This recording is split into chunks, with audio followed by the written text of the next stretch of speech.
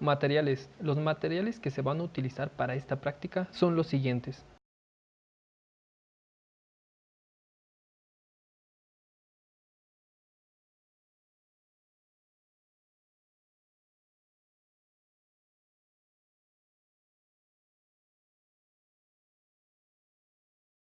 Diagrama eléctrico.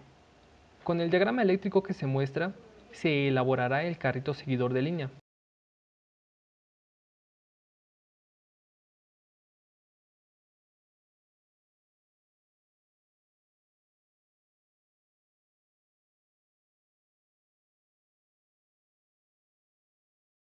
Paso 1. Armado del sensor. Para la primera fase se probarán los sensores. El emisor se debe conectar como cualquier LED. Recordemos que el emisor es parecido a un LED de color claro. Para probar si el emisor funciona, se puede usar como herramienta una cámara, puesto que su sensor es capaz de detectar la luz infrarroja. Esto se hace ya que este tipo de dispositivos de bajo costo no se le proporciona su especificación técnica. Si requieres usar precisión para esta medición, se podría utilizar sensores de tipo CNY70, que son de mayor costo, pero para esta práctica, por cuestiones de economía, utilizaremos tanto el emisor y el receptor de manera separada. Paso 2. Prueba del emisor infrarrojo. Conectamos el emisor como si fuera un LED, usando una resistencia de 330 ohms y un botón. Este no es necesario, solo se utiliza para interrumpir y permitir el paso de la corriente para encender o apagar el emisor infrarrojo. Prueba de sensores. Es necesario probar el receptor para saber si se encuentra sensando. Para ello utilizamos la siguiente propiedad. Existe una salida de voltaje en la otra terminal de tu receptor. Cuando ésta reciba la luz infrarroja del emisor o cualquier fuente de la frecuencia lumínica correcta.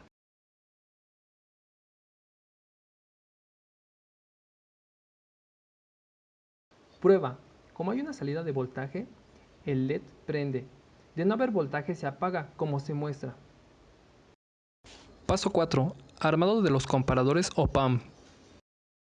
El circuito UA741 es un circuito que se integra de un OPAMP, de acuerdo al diagrama de su datasheet, los cuales se utilizan en una configuración comparadora de voltajes. Para esta práctica, puesto en una salida del receptor infrarrojo, no hay 5 volts, pues este consume corriente y se necesitan 5 volts para activar el L293, que es la fase de potencia con la que se van a mover los motores. Es por eso que el pin no inversor del OPAMP se encuentra conectado a un voltaje de referencia y el pin inversor al voltaje de salida del receptor. Cuando el voltaje de referencia y el receptor son iguales, el OPAMP emite 5 volts en su pin de salida. Paso 5. Etapa de potencia. El circuito L293D es un puente H, es decir, un arreglo de transistores, los cuales se utilizan para separar fuentes e invertir polaridad. Ya que si utilizamos la corriente de salida del OPAMP para hacer funcionar un motor, la corriente necesaria podría llegar a quemar el OPAMP. Si la demanda es muy alta, ya que el OPAMP funciona con un máximo de 16 mA. El OPAMP se utiliza para habilitar los pines 1A y 4A, usándolos como enable, ya que los pines 2A y 3A se encuentran a tierra, dejando el drive, por lo tanto con una polaridad fija. Paso 6. Armado del circuito completo. Una vez comprendido lo anterior y haciendo las debidas pruebas, procederemos con el armado del circuito completo, conforme al diagrama, tanto el diagrama eléctrico como la imagen que se muestra a continuación. Para poder alambrar el circuito, iniciamos polarizando nuestra protoboard, así como conectando el circuito L293D, que es la fase de potencia, de acuerdo con el diagrama. Para poder probar que la fase de potencia funciona de manera correcta, conectamos los motores de acuerdo al diagrama. Las salidas 15 y 2 del circuito L293 las conectamos a el VCC de nuestra protoboard, así como poner un voltaje a la protoboard de 5 volts. Una vez realizada la prueba, procedemos a poner los potenciómetros y polarizarlos, así como poner los dos integrados UA741 y polarizarlos.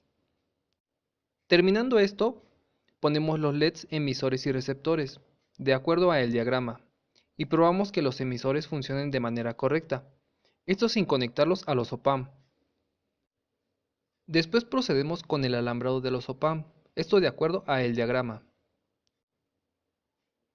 Para poder probar que los emisores y receptores funcionen de manera correcta, procedemos a conectar los LEDs que van en el L293D, en las patitas 15 y 2, y calibramos los potenciómetros para que los OPAMs puedan tener una salida de 5 volts. Al momento de pasar un objeto blanco por encima de los sensores, el LED debe de prender. Si esto sucede es que nuestro circuito funciona de manera correcta. En el caso contrario, se te recomienda revisar que tu circuito esté correctamente alambrado. Por último, procedemos a conectar los motores y probamos si los sensores sensan de manera correcta, como se muestra a continuación.